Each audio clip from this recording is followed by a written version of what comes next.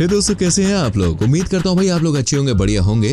दोस्तों, पिछले कुछ वक्त से एक बाबा सोशल मीडिया पर काफी ज्यादा वायरल हो रहे हैं। इनके सोशल मीडिया पर लाखों फॉलोअर्स हैं और हजारों की तादाद में लोग इनकी कथा सुनने के लिए जाते हैं। कहने को तो दोस्तों ये श्री राम और हनुमान जी के भक्त हैं और ये यूट्यूब के माध्यम से लोगों के बीच में काफी ज्यादा ज्ञान भी बांटते रहते हैं। अब तक आप में से ज्यादा लोग समझ गए होंगे हम यहाँ पर किसकी बात कर रहे हैं। हम बात कर रहे हैं दोस्तों बागेश्वर धाम के गुरु जी की। कई लोग मानते हैं कि इनके अंदर भी चमत्कारी शक्ति है, तो वहीं कई लोग कहते हैं कि अंधविश्वास फैलाते हैं। लेकिन सच्चाई क्या है और अचानक से ये सोशल मीडिया पर इतने ज्यादा मशहूर कैसे हो गए, ये सारी बातें आज हम इस वीडियो में जानने वाले हैं। तो बने रहिए एंड तक हमारे साथ। नए दर्शक हैं तो वीडियो शुरू करने से पहले चैनल को सब्सक्राइब कर लें।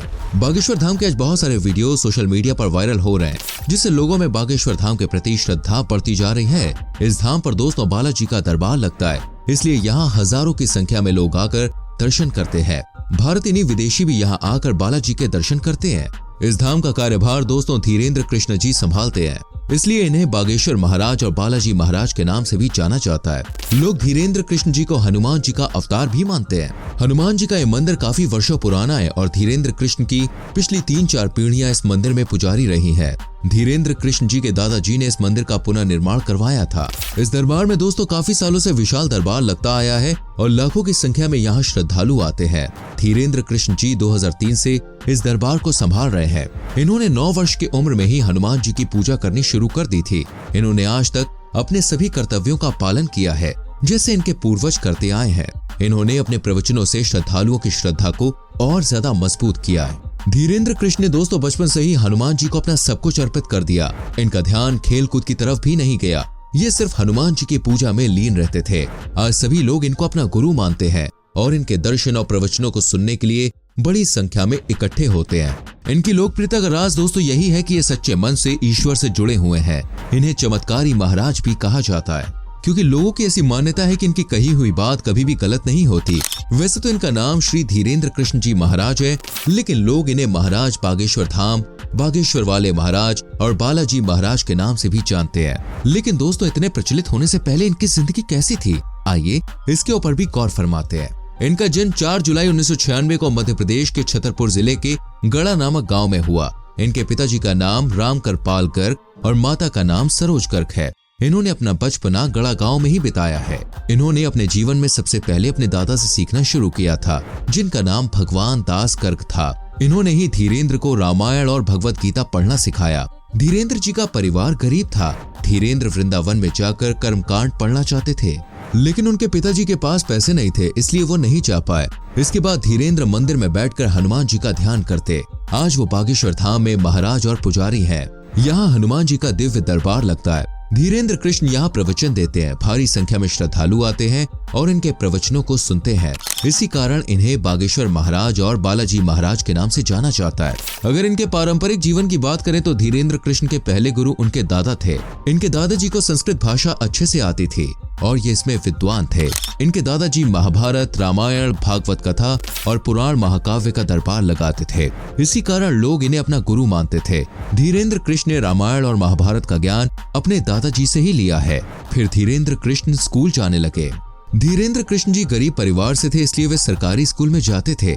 सरकारी स्कूल में इन्होंने 8वीं पास की, लेकिन सरकारी स्कूल 8वीं तक ही था, इसलिए इन्हें 5 किलोमीटर दूर गंज नामक गांव में शिक्षा ग्रहण करने के लिए जाना पड़ता था। धीरेन्द्र हमेशा पैदल स्कूल जाते थे, लेकिन ये कभी कभी ही स्कूल जाया करते थे। एक महीने में लगभग 5-6 बार स्कूल जाते थे। धीरेन्द्र कृष्ण ने 12 साल की उम्र में ही प्रवचन देने शुरू कर दिए थे। वो अपने दिन का सर्वाधिक समय हनुमान जी की साधना में लगाते थे। इसी के परिणाम स्वरूप इन्हें कई सिद्धियां भी प्राप्त हुई। गंज गांव के स्कूल में इन्होंने 12वीं पास की और बाद में इन्होंने स्नातक स्तर की पढ़ाई करनी चाही, लेकिन रेगुलर पढ़ाई करना मुश्किल था, इसलिए इन्होंने अपनी पढ़ाई प्राइवेट करने की सोची। इन्होंने अपना दाखिला बीए में करवा लिया, लेकिन वो कॉलेज नहीं जाते थे। धीरेन्द्र के दोस्त अच्छे कॉलेजेस में शिक्षा ले रहे थे, लेकिन आर्थिक स्थिति ठीक न होने के कारण धीरेन्द्र ने इस पर ध्यान नहीं दिया। इसी दौरान इनका झुकाव पढ़ाई से हटकर मानव सेवा की ओर चला गया और इन्होंने आगे पढ़ाई नहीं की। धीरेन्द्र जी ने अपने पूर्वजों के मार्गदर्शन को अपना कर्तव्य मानते हुए कल्याणकारी कार्य करना चालू कर दिया। धीरेन्द्र कृष्ण ने आर्थिक दृष्टि से कई अड़चनों का सामना किया और इन्होंने अपना जीवन गरीबी में बिताया। इन्होंने अपने परिवार का पालन पोषण भिक्षा मांग कर किया। ये पंडित थे, इसलिए भिक्षा मांगना इनके लिए कोई बड़ी बात नहीं थी। आज धीरेन्द्र कृष्ण के पास सब कुछ होते हुए भी ये भिक्षा मांगकर खाते हैं। धीरेन्द्र कृष्ण परिवार के सबसे बड़े बेटे थे। इनके 2 भाई और 1 बहन है। बड़े होने के कारण परिवार की सारी जिम्मेदारी इन पर ही थी। इनके पिता बहुत कम काम करते थे, इसलिए इनको ही आगे बढ़कर काम करना पड़ता था। बाद में इन्होंने सत्यनारायण भगवान की कथा सुनाना शुरू कर दिया। इससे इनकी आर्थिक स्थिति में सुधार आने लगा। दादाजी बालाजी का दरबार लगाते थे और मंदिर में बहुत सारा चढ़ावा आता था, लेकिन इन्होंने कभी भी इन पैसों का उपयोग घर खर्च के लिए नहीं किया। धीरेन्द्र कृष्ण ने अपना ध्यान ईश्वर भक्ति में लगाए रखा और इसी के बदौलत इनके पास आज बहुत बड़ा दरबार लगता है। लोगों की इनके प्रति बहुत आस्था है। आज ये भव्य भंडारा लगाते हैं, गरीबों के बच्चों का विवाह करवाते हैं और निःशुल्क भोजन करवाते हैं। इन्होंने अपने चमत्कारों और प्रवचनों से बहुत लोकप्रियता अर्जित की और श्रद्धालुओं में श्रद्धा बढ़ती ही जा रही है दिन पर दिन। आज इनके पास बहुत भीड़ आती है और बालाजी का दिव्य दरबार लगता है। धीरेन्द्र ने हाल ही में करीब 50-60 गरीब कन्याओं का विवाह भी करवाया है। इन विवाहों का सारा खर्चा वो स्वयं उठाते हैं। यही कारण है कि लोग इनकी सेवा से खुश होकर इन पर अपनी जान छिड़कते हैं। और दोस्तों, जैसे हमने आपको पहले भी बताया कि बागेश्वर धाम के पंडित धीरेन्द्र कृष्ण शास्त्री को लोग चमत्कारी महाराज के नाम से पुकारते हैं। इसका कारण ये है कि लोग मानते हैं कि इनके दरबार में लगाई हुई अर्जी कभी भी विफल नहीं होती। इनसे मिलने के लिए अर्जी लगानी पड़ती है या आप टोकन भी ले सकते हैं। धीरेन्द्र कृष्ण व्यक्ति की समस्या बताने से पहले ही ये बता देते हैं कि वो यहाँ पर क्यों आया है और उसकी समस्या क्या है। अनजान व्यक्ति का नाम बताना आसान नहीं होता है, लेकिन दोस्तों, धीरेन्द्र कृष्ण नाम से बुलाते हैं कि आ जाओ, आपकी अर्जी आ गई है। इसी तरह इनके दरबार में बहुत सारे कार्य किए गए हैं, इसलिए लोग इन्हें चमत्कारी महाराज के नाम से बुलाते हैं। और न सिर्फ इंडिया ये बल्कि हर जगह मशहूर हो रहे हैं। बागेश्वर धाम के महाराज 1 जून से 15 जून तक ब्रिटेन के भ्रमण पर थे। जब वो लंदन पहुंचे तो एयरपोर्ट पर धीरेन्द्र कृष्ण का बहुत सुंदर तरीके से स्वागत किया गया। इन्होंने लंदन और लेस्टर शहर में जाकर श्रीमद् भागवत कथा और हनुमत कथा का वाचन किया। ब्रिटिश संसद द्वारा इन्हें 14 जून को 3 पुरस्कार से सम्मानित किया गया। ये 3 पुरस्कार हैं Sant Shiromani, world book of London और world book of Europe. Bharat के लिए दोस्तों ये बहुत गौरव की बात है। जब धीरेन्द्र कृष्ण को ये पुरस्कार दिए गए तब ब्रिटिश संसद में जय श्री राम की प्रबल ध्वनि गूंज उठी। और ये इस वक्त न सिर्फ बागेश्वर धाम बल्कि सोशल मीडिया के भी सबसे मशहूर गुरुजी हैं। अब चलिए ये बात जान लेते हैं कि बागेश्वर धाम क्या है और कहाँ है। तो दोस्तों, मध्य प्रदेश के छतरपुर जिले में एक गढ़ा नाम का गाँव है। उसके पास बागेश्वर धाम स्थित है। यहाँ हनुमान जी का मंदिर है। इस मंदिर के पास धीरेन्द्र कृष्ण जी के दादाजी और गुरु जी की समाधि बनी हुई है। लोग यहाँ मंगलवार के दिन आकर अर्जी लगाते हैं। मंगलवार के अतिरिक्त किसी भी दिन यहाँ पर अर्जी नहीं लगाई जाती, क्योंकि दोस्तों मंगलवार ही बालाजी का वार है। इस अर्जी को लगाने के लिए लोग एक नारियल को लाल कपड़े में बांधते हैं और इस नारियल को अपनी मनोकामना बोलकर एक स्थान पर बांध देते हैं। यहाँ लाखों की संख्या में नारियल बंधे हुए हैं। नारियल को बांधने के बाद 21 बार मंदिर की परिक्रमा लगाते हैं।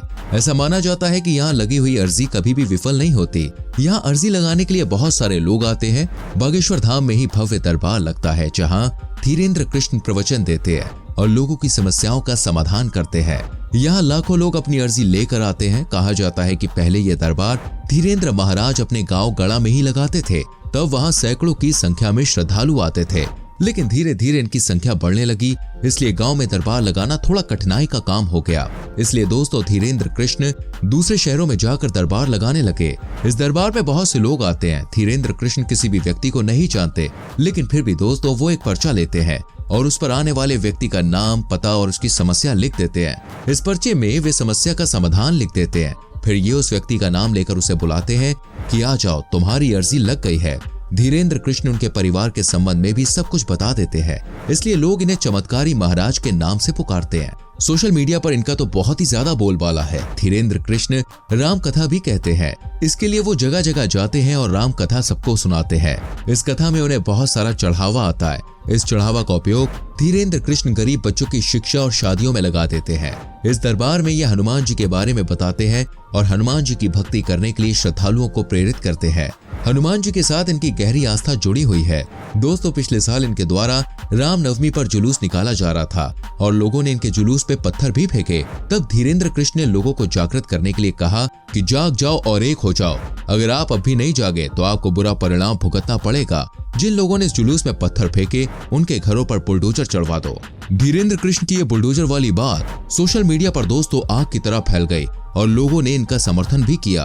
और ऐसे ही कई बार ये कुछ और भी बोल्ड स्टेटमेंट दे चुके हैं जो कि लोगों को बहुत ज्यादा अच्छे लगते हैं। जैसे कि कुछ लोग शक करते हैं कि राम भगवान कभी इस धरती पर आए भी नहीं थे। उनके लिए भी काफी सारी शायरी इन्होंने बोली थी, जिस पर लोगों ने अपनी लाइक्स की बरसात करवा दी थी। अगर ये वीडियो आपको अच्छी लगी हो तो लाइक और शेयर करना ना भूलें दोस्तों, और चैनल को सब्सक्राइब करके बेल आइकन जरूर प्रेस करें जिससे आने वाली वीडियोस आपसे मिस ना हो। हम मिलेंगे आपसे अगली वीडियो में। अपना बहुत ख्याल रखें। Bye bye, take care.